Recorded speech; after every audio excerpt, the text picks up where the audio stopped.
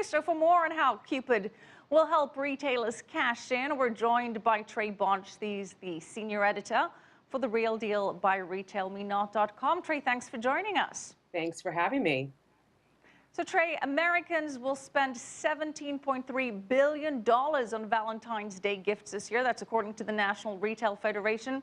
So who spends more, men or women? Men actually tend to outspend women, which we always find interesting. At RetailMeNot.com, we conduct surveys every year around Valentine's Day to get a sense of what consumers are doing. And time again, men always tend to outspend their significant others. By how much? How much are they overspending 20%. women this year? It varies from year to year, but about 20% is the average. All right, so what, according to your surveys, are some of the more popular gifts or biggest sellers this year? We found that above all, men and women alike really want to spend time with their significant others, particularly having a meal out at a wonderful restaurant. I think that kind of speaks to how busy we are these days. We don't have enough time to spend with our loved ones. So a meal out was definitely the number one. And then drilling down into the gift categories, women wanted things that would be considered kind of cliche, like your flowers, your candy. And for men, they wanted tech gifts, which tend to pop up on the top of men's most wanted around any gift-giving holiday these days. What kind of tech gifts in particular has the male heart been longing for this year? Well, of course, it depends on the budget of his significant other. Of course, if money were no object, maybe the new iPad Air or a new smartphone.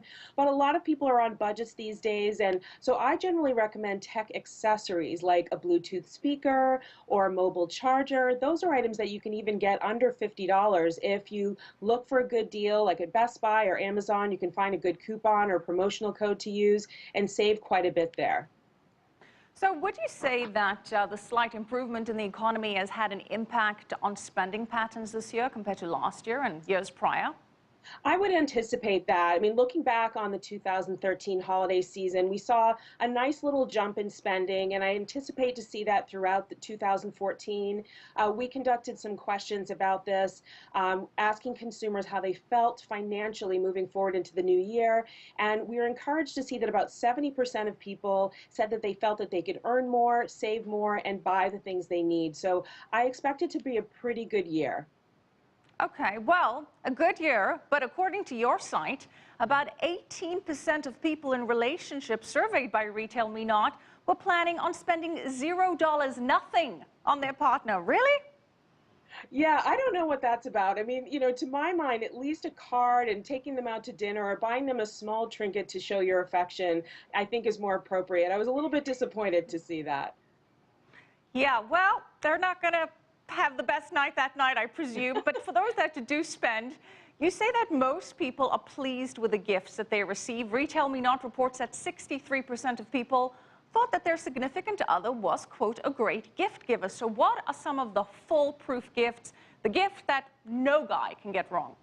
Well, I think it's really flowers, and you would think, oh, ho-hum, that's a little bit boring, but according to our survey, women really love flowers, and there are great deals to be had even this late in the game. A lot of the online floral merchants will ship the same day or the next day, so an FTD or a Pro Flowers, definitely worth checking that out.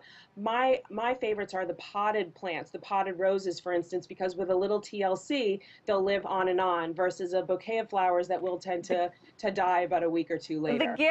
The gift that keeps on giving. Now, Trae, one of the issues with delivering flowers and delivering gifts in general this Valentine's Day is the terrible weather that we've been having. We've just mentioned flights have been canceled across the East Coast.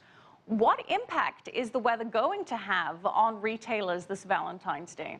Well, that's a great question, and my answer is this. I think that people are going to buy no matter what, and if they can't get out in the winter storm to get to the stores, they're going to turn to their online merchants and shop there. Hopefully their partners will be understanding if the gifts arrive a little bit late. This happened also around the Christmas holidays with UPS and FedEx, and so we all have to be a little bit patient with the weather, but I don't think it's going to impact spending because you're going to buy the gift no matter what. You're just going to figure out maybe a more creative way to get it. Another good option, too, are gift cards. You can buy a gift card online and have it sent by email to your partner instantly. So that's a great way not to get into trouble if you're pushing it until the last minute.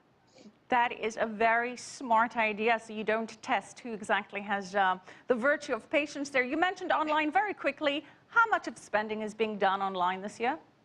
Oh, quite a bit. I mean, it's sneaking up every year, but it's funny because people think, oh, online is taking over in store, and that's really not the case. We are really in-store shoppers, and we have been obviously for decades. And online last year accounted for about 10% of overall shopping. I expect that to bump up a couple points this year. We obviously had a really successful online shopping season, and so I expect it to bump up a little bit as the years go because people really love the convenience and being able to look for deals and shop smart online, but it won't overtake in-store shopping for not for a very long time at least.